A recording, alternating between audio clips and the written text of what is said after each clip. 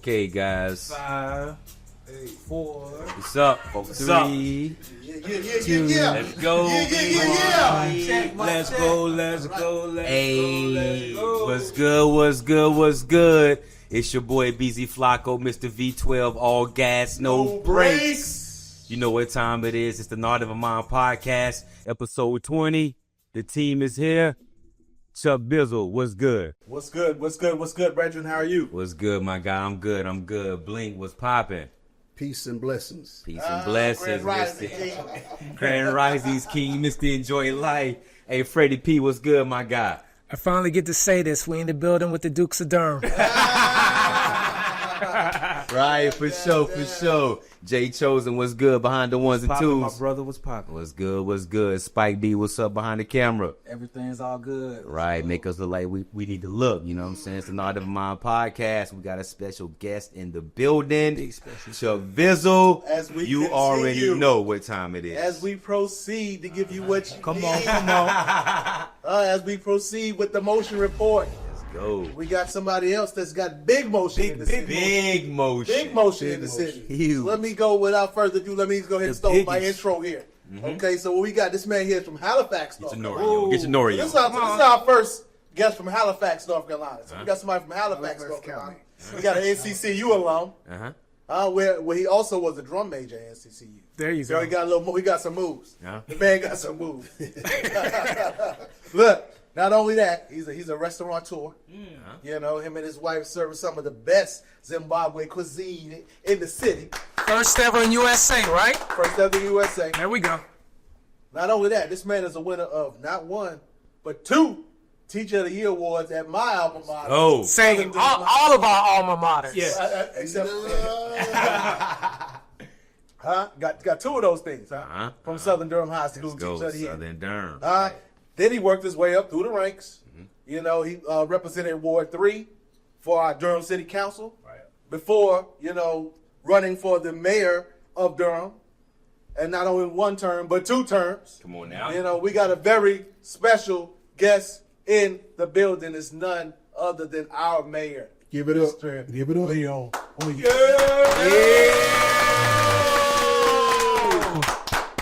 Pleasure to be here, guys. Pleasure to be here. Listen, man, the weather's bad. Snowing outside. You could have been anywhere else in the world, but you're here with us, and we definitely appreciate you. Absolutely. Okay. Now, one of the things that we like to do here with our guests is to kind of give the audience more of a personal effect, or to humanize the person, especially with you being a politician. It's like once you step in that seat, people forget that you're a human being. You're a human being. You just have a job like all of us do.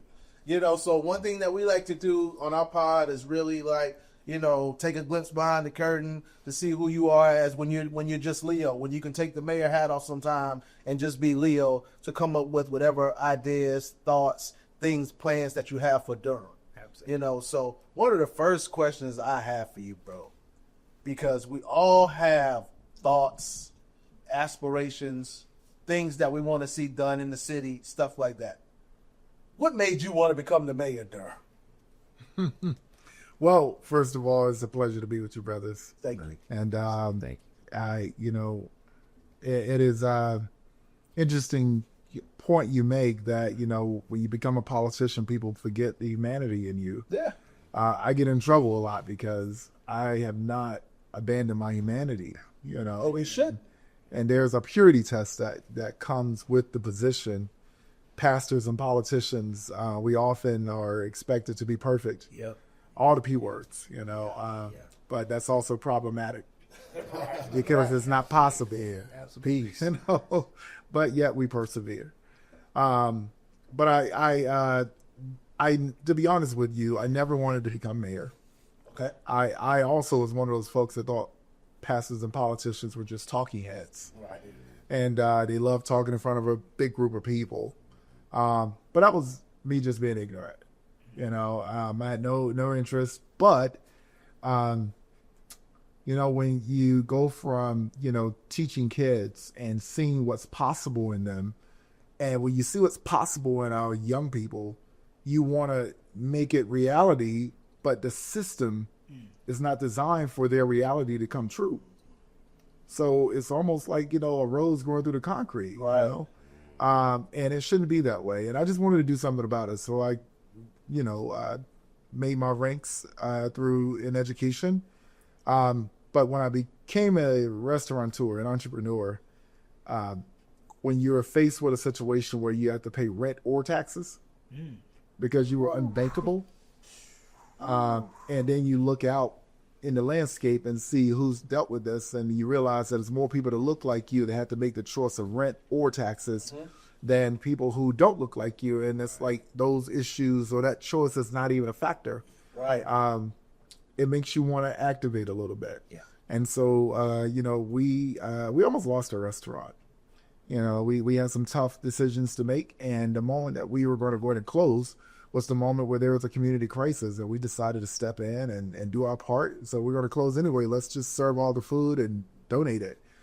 Well, we didn't know that people were going to join in and help us feed people who were homeless. We didn't know that over 400 volunteers were going to step in, all from a Facebook Live video. We didn't know that our driveway was not going to be, we weren't going to drive our car in the driveway because there was so many donations at our home. And we didn't know we were going to have to close our restaurant early because there was so many donations that there was nowhere for customers to sit. We didn't know that, that there was going to be, Rebuild Church and 6-8 Church, that members came in from the beginning of the crisis to the end of the pandemic to serve food every day to make sure folks were, fed. We didn't know we were going to raise $30,000 in 3 days. We didn't know that we were going to serve 45,672 meals to people who were displaced. And when that happens, and then a pandemic comes, and when the pandemic comes, you think, oh my gosh, now what's going to happen? You see small business closing, small businesses closing left and right, and I just couldn't take that anymore. So we got our hands dirty, and I got with some other small business owners, and we called Duke University, and we convinced them to donate $1 million to the small business community.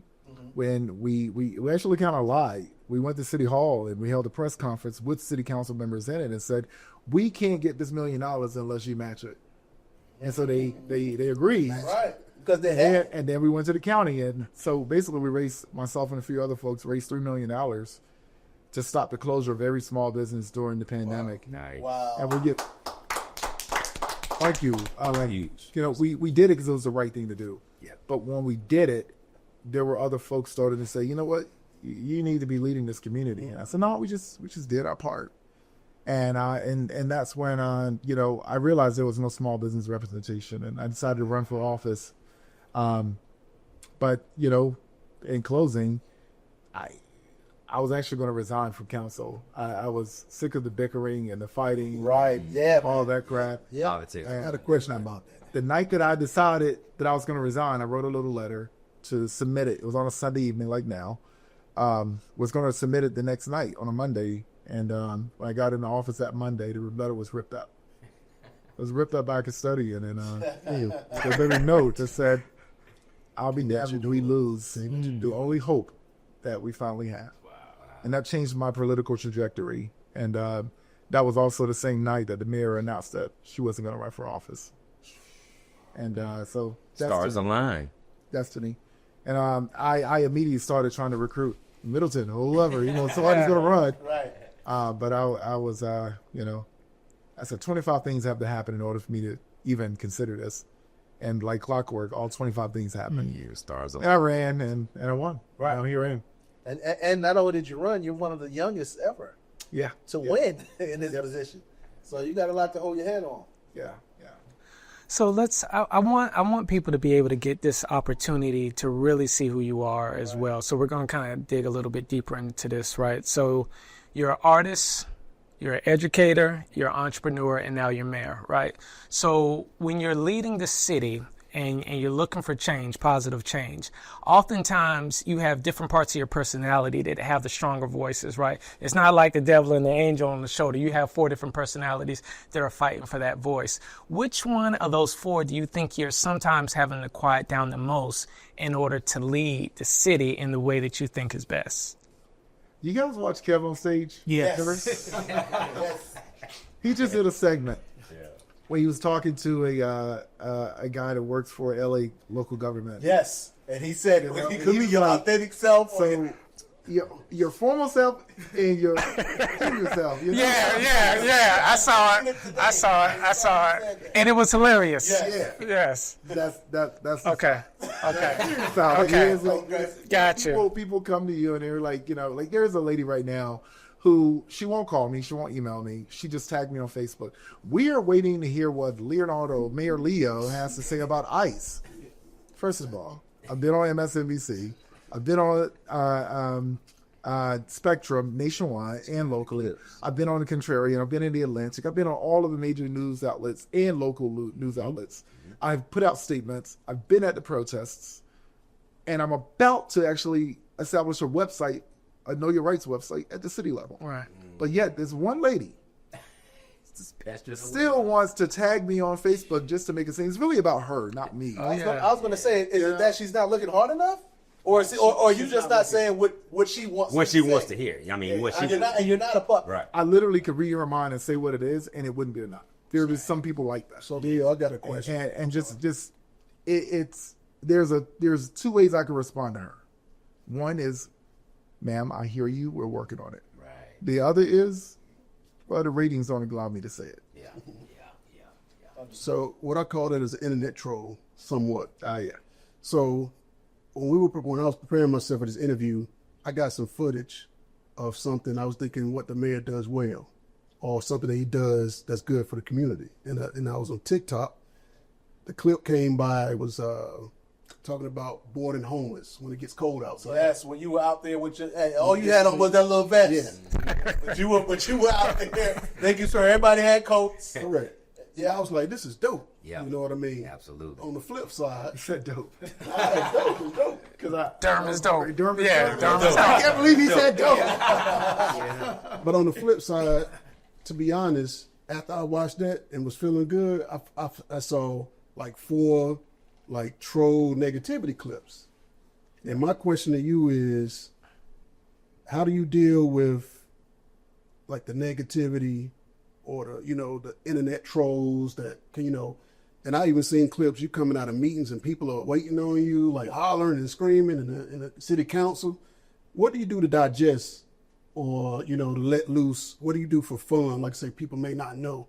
How do you deal with that stressful work week? Because me, I can go to work even if I'm mad at my supervisor, I can blow that off real easy. But what you have to do and what you have to deal with, how do you digest that or decompress from those type of weeks, those irritating weeks? Like I could imagine leaving my job, going to my car, and I got 2 people out here, like that. On the bullhorn, Yeah, come on. Just So I just want yeah. let the people know how do you deal with that, and it's something that we don't know about you that you like to do for fun, to kind of like stress relief. Yeah. That's a good question, Blake. It is, as you're asking me that question, I feel the trauma. See? Yeah. I feel it right now. I know my wife over there feel it as well.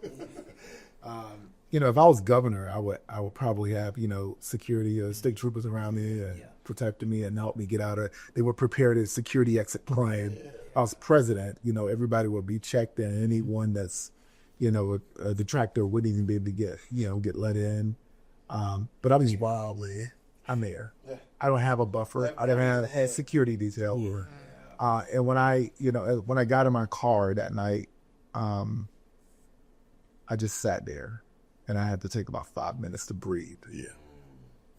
Because all I could think about were the innocent people that are just sitting over at the restaurant looking at me just walk away, myself and Middleton, and wondering in their minds what they're thinking. Like, why are they yelling at him on a mic, on a bull? Right. And they're saying some of the most salacious things, like that are not true. Yeah. He's kicking black people out of the city. Why would I do that? Right. I can't do that. Even if I was an asshole, I couldn't do that, It is hard. And I'll tell you, it's cold, sweaty feet. One day, I'm working on the notes of a book, and one of the chapters is going to be called Cold, Sweaty Feet.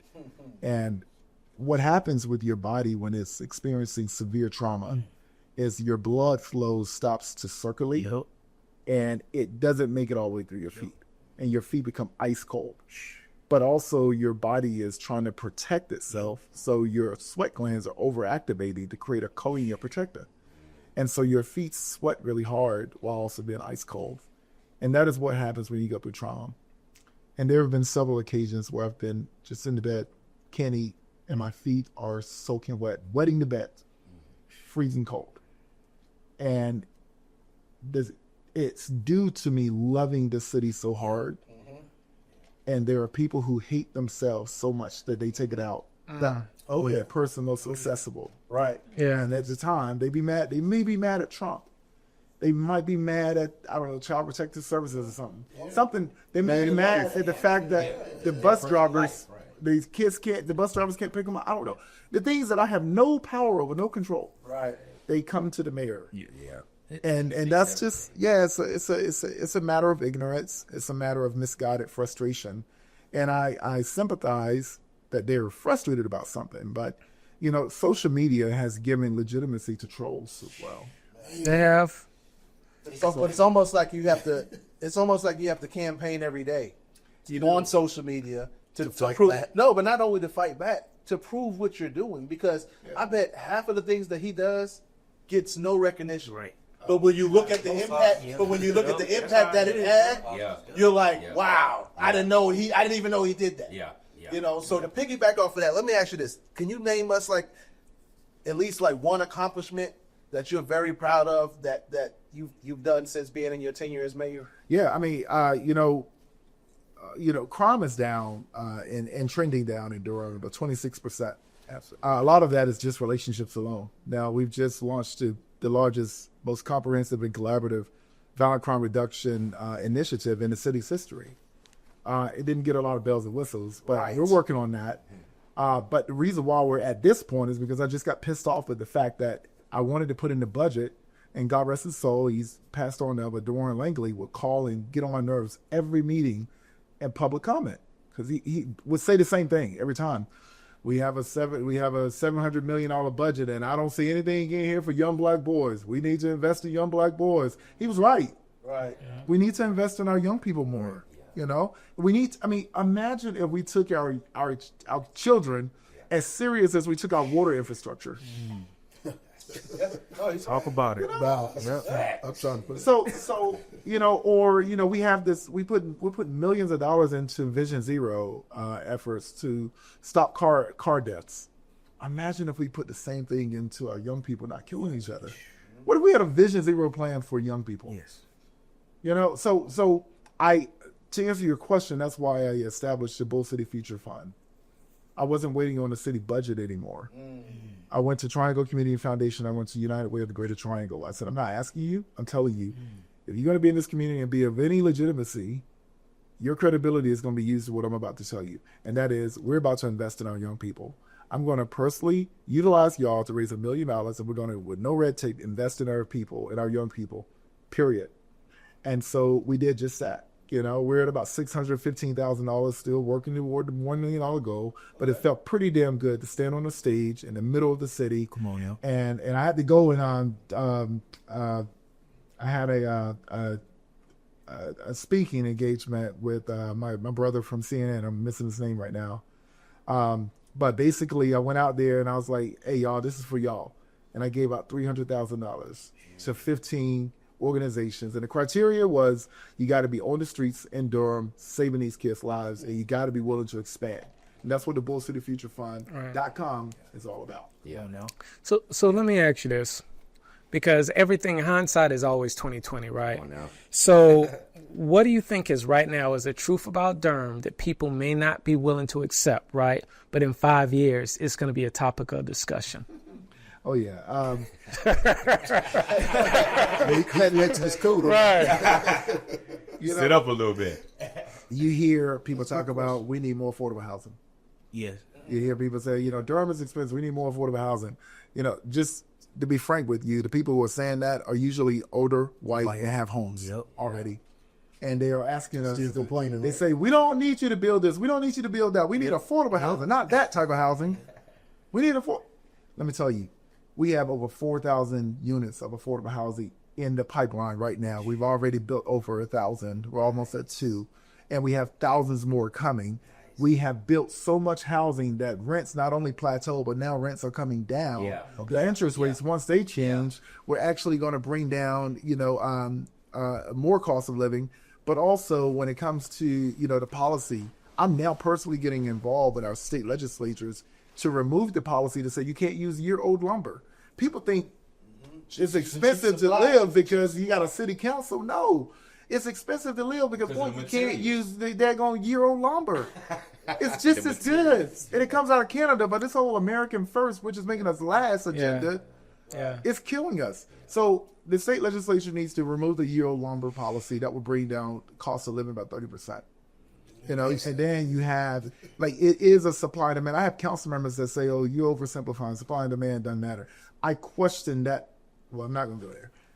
There are people that literally have homes that are trying to prevent others from having homes. Really? We have addressed that housing issue. Now, affordable housing is no such thing because it's too subjective. Right. Affordable living is everything. Right. Because affordable living is all encompassing. It tells you, it factors in not only where you live and the value of that real estate, it also values in how much money you're making. Yeah. How you live. How you're utilizing the public resources. We make buses fare free. Yeah. But also, the reason why I keep talking about a freaking innovation district with the convention center, HQ Hotel inside of it, is because our our property tax and sales tax ratio is 6-1. Our budget is $772 million. 600 and some million of that is property tax. That means that's what we pay out of pocket. The sales tax is $99 million. I'm saying that's what visitors are paying. So imagine if we had an HQ hotel where people could come. Taxes for the visitors and we go on for us. Exactly. But guess what? The amount of contracts that we denied because we didn't have a convention center big enough or hotel big enough was $72 million. Somewhat, I believe, better in the works than other ways. I'm working on it. Now I just saw you because I just heard that we just got is it the Carolina Blaze? Is a professional team that just moved to Durham. So can you talk about that? Because most people haven't even heard about that. Just to the last question, people are going to be talking about the fact that Durham is one of the most innovative places. Oh, of course. Silicon Valley. Absolutely. Yeah. We are the new Silicon Valley. Just to be sure, 2035, the whole triangle is going to look totally different. There's a reason why, the hub in RTP is a thing. We just changed the zoning in RTP to allow housing now. Places as commercial. That's a game changer. Yes, it is. Okay? And there's a reason for that. So what people are going to be saying in 5 years is, this is the best place to live in America. Yeah.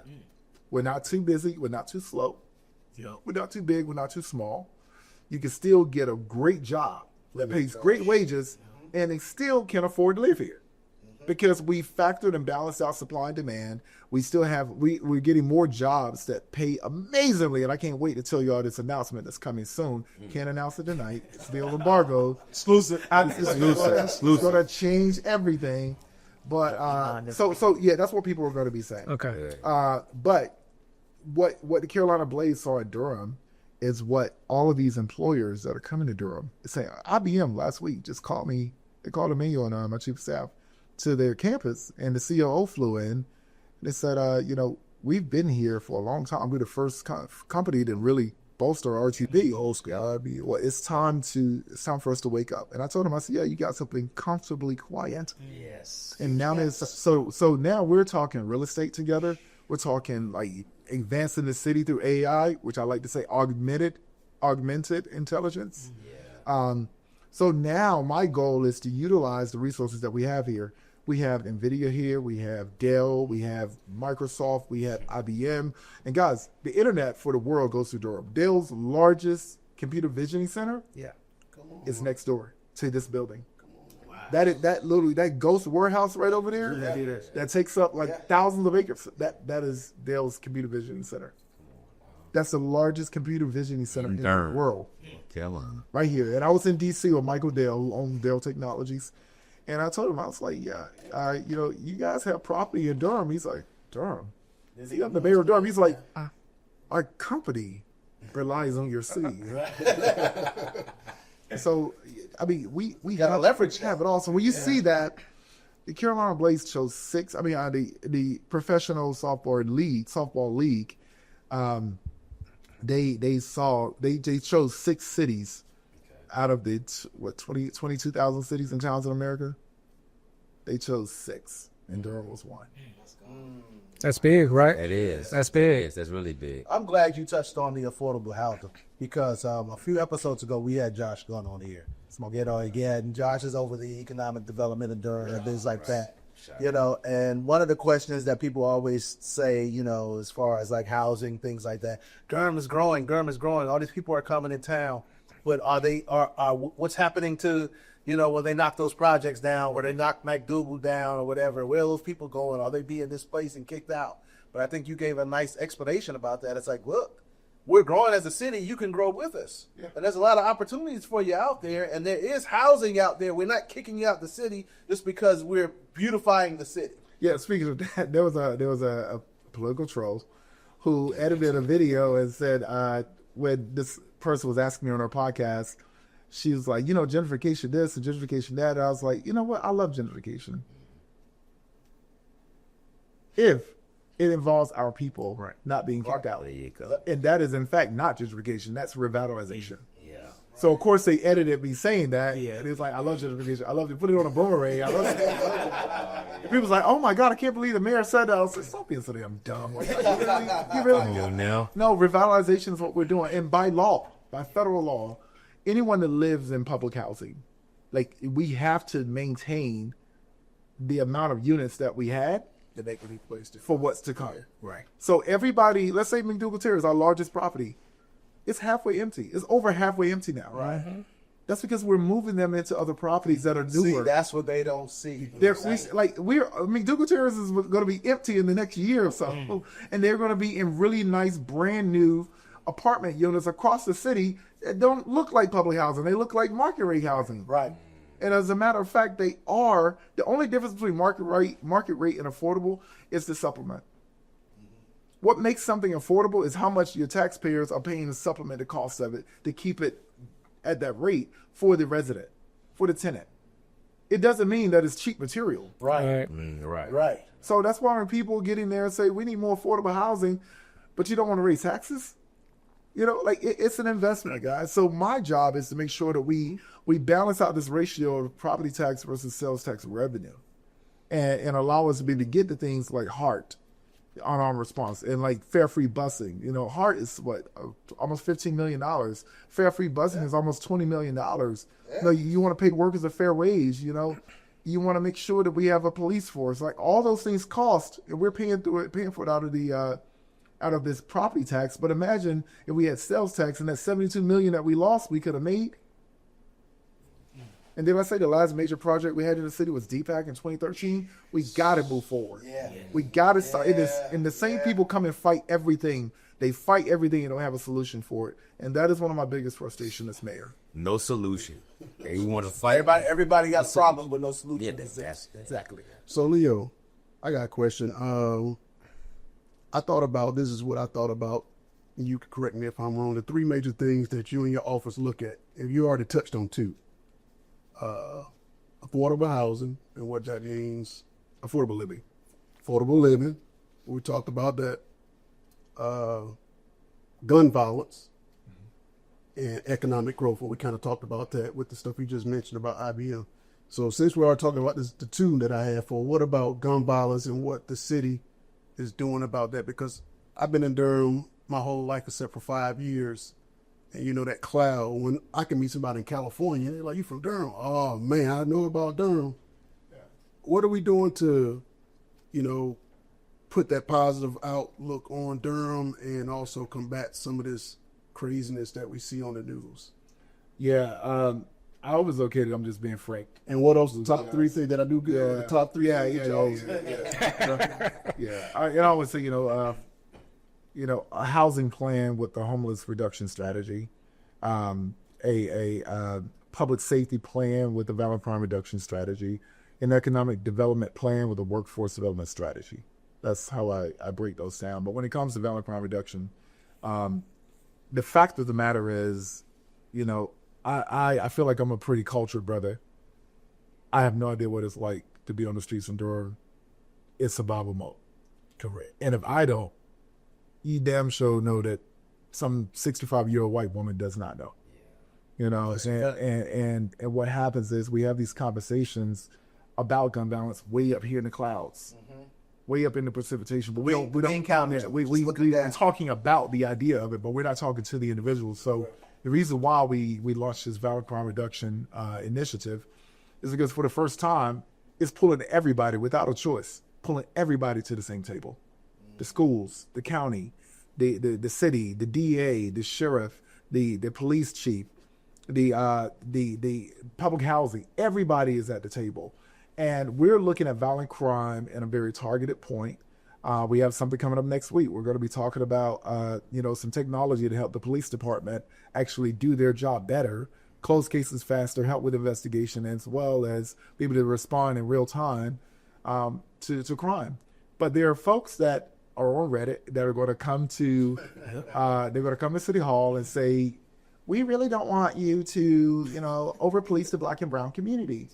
Like, can you stop speaking on behalf of us? Mm-hmm. Like, there are literally some people in the city who only see black and brown people as victims. And if you are a black or brown person who don't need them and who's not a victim, then they therefore write you off. And they will fight you on every resource there is to get, violent crime addressed. And I'm just not accepting that anymore. And I'm telling people you need to start showing up. And so to your point, we're treating it like this. We're treating it as our triage.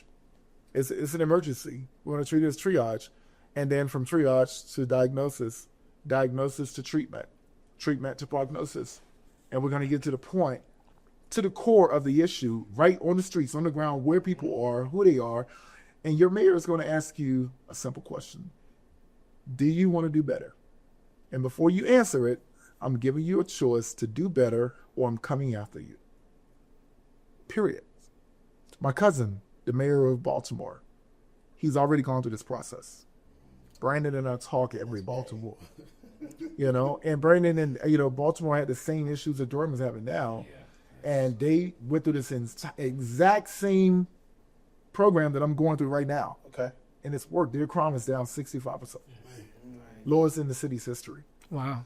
I do want, since you mentioned Baltimore, I definitely want to give a shout out to them because we're going to be there for CIAA again. A&T is having a huge day party. We're having Jadakiss come out there. So Baltimore was so hospitable. When I tell you about the love that they showed, the great time that we had, So definitely got to shout that out. I want to talk to you about the national spotlight that was shined on you, right? And I want to kind of set the big picture, right? Everybody, anytime there's a presidential election, everybody comes to Durham. And people can't figure out why. One, because North Carolina is a battleground state, right? And Durham is probably the largest lopsided city when you look at the percentage of Democrats compared to everybody else in the state. So you have to win Durham in order to win the state. So you were not only an invited guest of Joe Biden, but you were also campaigning with Vice President Kamala Harris. So I want to get from you your perspective of what did you learn being at that national level that you don't think you would have ever been able to see at the local level, right? I want you to be able to differentiate that and kind of share that insight with us. They're all human. They're just people. Thank you. Right. They're just people. I appreciate you saying Yeah. because we put labels and titles on people and forget that they're human beings. Yeah. They breathe like us. They bleed like us. If you cut them, they're going to bleed. Yeah. It's going to be red. Yeah, they're just people. And, Biden is a good man. But Biden didn't know us. It was the people around him that knew us. Mm-hmm. And they knew who we were. And when he ran against Trump the first time, it was a friend who was working with him in his campaign that called us the night before and said, hey, I know it's last minute, but can you get to Nashville, Tennessee? When? Tonight. It's like, what? So Lily and I closed the restaurant and rented a car, and she was super excited. So I rented a really expensive car so she wanted to cuss me out because I made a mess. Rented a Range Rover. She won't hear this. Whoa, was I wrong? Well, we drove and we got to Nashville. We, got tested for COVID. It was negative, and I was just blessed to be there. And so this all happened. I will try to talk fast to the story. It all happened when Dorian Bolden called me and said, "Hey, Leo, what you got going on Thursday night?" And I was like, "Not much." He's like, "All right, cool, bet. Somebody's gonna give you a call." And then Patrick Hanna calls me. It was like, "Hey, you don't know me, but I've been following you." And so hold on, you're throwing out some big names. So right. So Dorian, we're talking about the owner of BU Cafe, right? And Patrick, he used to be the chair of the RDU Airport Authority. Okay. NRTP. Okay. But I didn't know Patrick Hanna. I knew Dorian, but Patrick said, "Hey, can you go to Bears Odds on Thursday night?" I was like, "Yeah, sure, I guess." So I go there, and this is a special guest. It's Michael Bloomberg's girlfriend, Diana Taylor. And, beautiful older lady, really tall. She walks in, and she's sitting next to me, and I didn't know who she was at the time. I just knew it was like, I was like, "Hey, how you doing?" She's like, "Oh, hi, I'm Diana." I was like, "Cool, I'm Leo." I just own a restaurant or whatever. And, but there was a lot of, really cool people in the room. And basically, they said, "Well, thank you all for being here tonight. We have a special guest here. She's Michael Bloomberg's partner." I was like, looking around. And Diana Taylor, and she stands up. I was like, holy cow. Yeah. And I was like, this woman's a billionaire. And she speaks, and, me being me, she's talking, and I just wasn't excited. And so I raised my hand. It's like, so, how are we supposed to vote for Michael Bloomberg if we're not excited about him? And the room was quiet just like that. And she said, "You're right. We're going to have to find a way to get excited about him. But thank you for that question." And I was, okay, cool. And so the night was over. I would go to my truck, and someone comes running after me, and her name was Louise Kushner. She's like, "Hey, Mr. Williams?" I'm like, "Yeah." She's like, "Diana would like to have breakfast with you in the morning." Right, you're gonna get the grain. Whoa. So I go home. I tell my wife, tells Welly, and so she's excited. We get up early in the morning because we're doing breakfast at 7:30, and so we got there at 6:30. She makes this beautiful Zimbabwean spread, and 7:30 hits, no one comes. 7:45, no one. 8, no one. 8:05, a Lincoln Town car rolls up, and two ladies come running across the parking lot, and she gets out, and they come in, and she's like, "I'm so sorry, I'm late." She sits down, and she said, "Screw politics. You really touched me last night. Thank you for just being honest." Humanized. And she said, "I want to know more about you and your wife." And we just had a normal conversation. Yeah. She left after an hour and a half, and she said, "We'll keep in touch." And her assistant got me a number, and that's when I got the call for the Democratic National Debates. Like, "Can you come to Charleston?" Damn. And I said, "Yes, if I could bring a mentee." And so I called Greer Webb, and I was like, "Hey, Greer, call your professors. You gotta be a part of this." Right. My goal is to make sure there's another me for better. Right. And so I called Greer, and I took him with me to Charleston, and they put us up in a hotel room, and we're checking in, and Amy Klobuchar just walks past like, "Oh." And so we go downstairs, and they give me a portfolio, and they said, "All right, so you have a driver. We're going to make sure you meet every presidential candidate." And so at the end, I'm at a reception, and all the mayors are down there. Every black mayor, almost, was in the room, and but I'm just a restaurateur. And I get a call and said, "Hey, Leo, could you come outside?" And I walk outside. It's, "Yep, come with us." I go upstairs in this really nice hotel, and I go in this suite, and it's like a bunch of people in there doing paperwork and reading stuff. And I go in the bedroom, and Michael Bloomberg is sitting on the bed. And I sit down, and he's like, "Oh, so you're the one Diana talks about." They got y'all like And Diana's in the other room getting her makeup done, and they're fixing his tie, doing his makeup. And that's when it all started, man. Biden kicked butt that night, and after that night, everyone dropped out, and I didn't know it, but Bloomberg told Biden to make sure you take care of that young man from North Carolina. Wow. And so that's when we got the call from Biden to come and be his only two guests. It was Willie and I at the debate against Trump. And then after that, I met the CEO of Budweiser. He said, "If you ever need us, just call us." Wow. And after that, Biden is running, and he wins, and I get invited to a couple of things. And then he's running for re-election, and I get invited, and then he drops out, and that's when I get a phone call from Cumberland, and she said, "You're the first mayor I'm calling." Wow. There you go. It's done. And from there, 22 visits later, every time meeting her on the tarmac, she even called my phone, and sometimes we talked, and I was one of her favorite mayors, and that, and I realized, and I remember my conversation with Doug, her husband, and he said, "If you're ever in DC, just visit something, because it's kind of lonely over here." Yeah. And I know what they mean. Right, I know what right, It's it can get lonely. I'm lonely right at Durham. Yeah, and I was like, because it's constant. It's Yeah. constant. They're looking at always, you're at the grocery store, you're the mayor. always. You're in the gym, you're the mayor. Everywhere you You go. know what I mean? It's like you can never just be Leo. Just anymore. connect with me on a real level, and you have to be So, everything for everybody. Well, speaking of real level, we're gonna connect with you on a real level real quick, okay? We got a segment of the show we like to call "One's Gotta Go." Okay, not sure if you're familiar with it, but what it is.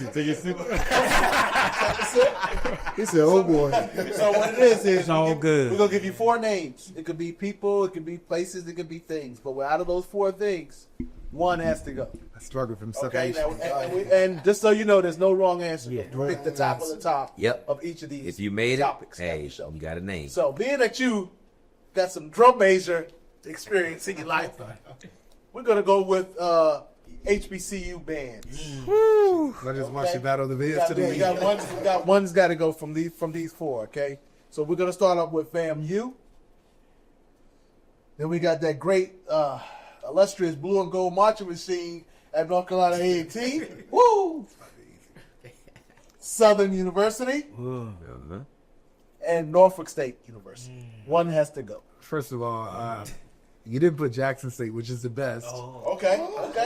This is CU, where I go. Oh, we didn't that on purpose. Yeah. A&T got to go, man. A&T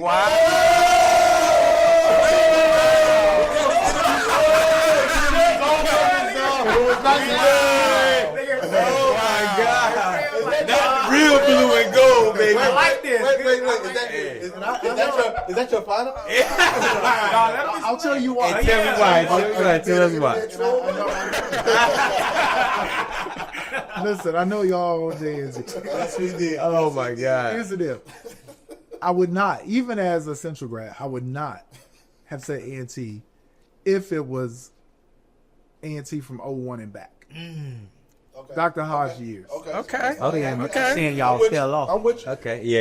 A&T was a monster. I remember them peeling our scalps on the field at Carter Finley. Yeah. We were waiting to start halftime, and they were so brutal.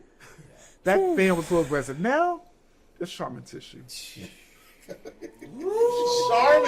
tissue. I like this. With the Aggie Eagle. With the Aggie Eagle. All right, what is Aggie Eagle classic? It's coming up. Hey, It's coming up. It's coming up. Looking for Leo. Oh, he said that he's got to go. That Oh hurt. my goodness! Took all the air out the room. I don't forgot who the fuck was. Hey, so Leo, let me ask you this, sir. What are some of the biggest opportunities out there for people in the girl community that they might not know about? Yeah, there's a lot we can learn from the past. I gave a speech right before I got here.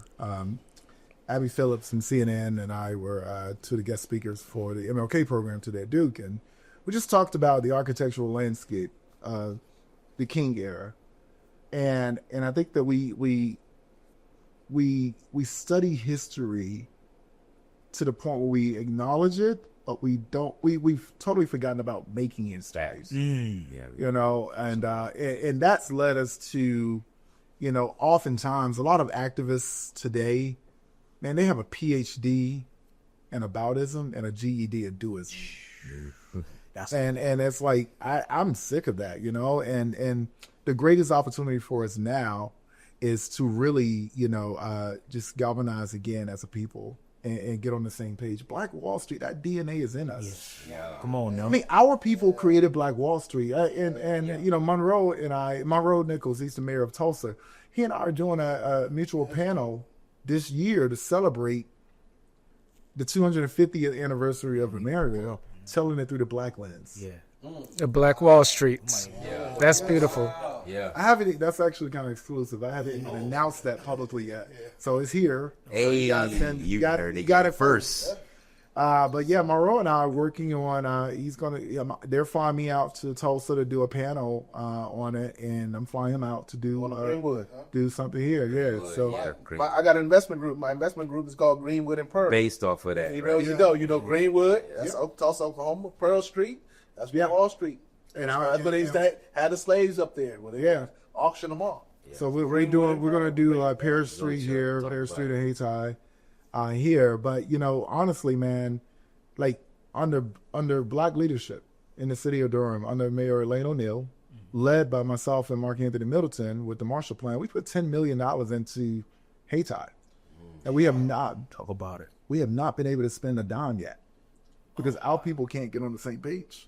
You know what? That's why I said wow, because I was like, 10 million. I thought I'd have seen some First time ever the city has put that much money into a historically black area. We can't even get on the same page. So the biggest opportunity is for us to get our issues together. Right. We get our stuff together, Opportunities are endless. we'll be unstoppable. But if we don't, you're gonna continue to see fragmented. Durham, Like leadership. please hear that. Yeah. We got the opportunities right at our fingertips. Yeah, We just got to come together. We have what we we don't need, know about. monetarily and resource wise. And all of you, I love this council. I love my colleagues. I really do. And but if you really look at the council now, it for Durham to be such a culturally black city, the council does not necessarily reflect that anymore. Yeah. And that's not at the fault of people who are winning elections because they care too, and they're running for office. It really is at the fault of fragmented black political power. We fight each other more. I mean, you have folks around here starting organizations talking about we're here to build black political power, and the only people that are attacking are black folk. Yeah, Fighting so we against our do have, and that's all. I mean, it's I have nothing but love for them, but it's like we gotta figure out how to bring ourselves back together and reignite the like Lavonia Allison, Dr. Lavonia. She would get on people's nerves, but let me tell you, the woman was a powerhouse. She was. She was a powerhouse. Yes, she The was. spirit of folks like her, the spirit of folks like Ian Atwater. Yes. The reason why W.B. Du Bois came and said what he said here.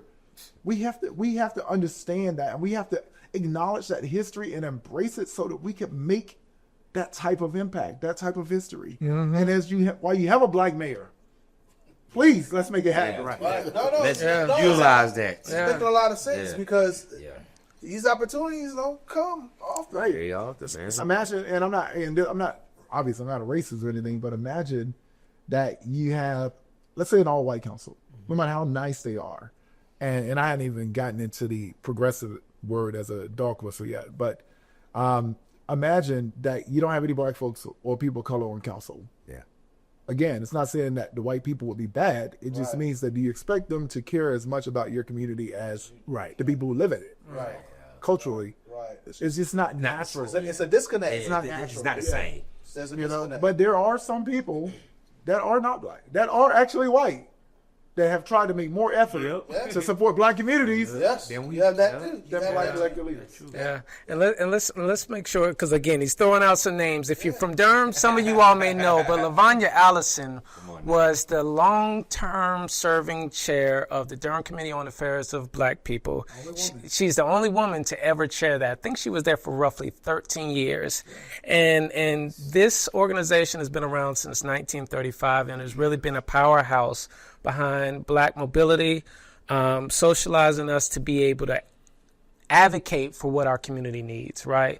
So she recently passed away. I know the Inc. had facilitated a scholarship for her. So I know we gave out a few scholarships to those recipients who were designated, honorees of that scholarship. So she's just a trailblazer. So we definitely want to go ahead and give her kudos. Yeah. Shout out.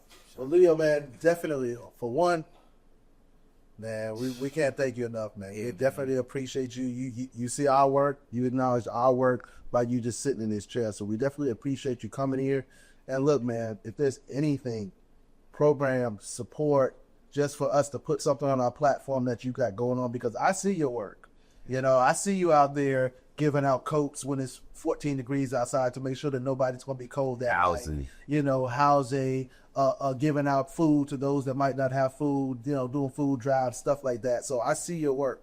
You know, it doesn't go unnoticed. So even though there's salacious people out there that just doing other work, just know that you do have people that are on your side that actually, because I voted for you. I'm going to go ahead and say it, man. Appreciate that. You know, so, but it's just one of those things where I want you to know that you got our support. You know, Absolutely. you look like us. You know, so it's definitely a pleasure to see.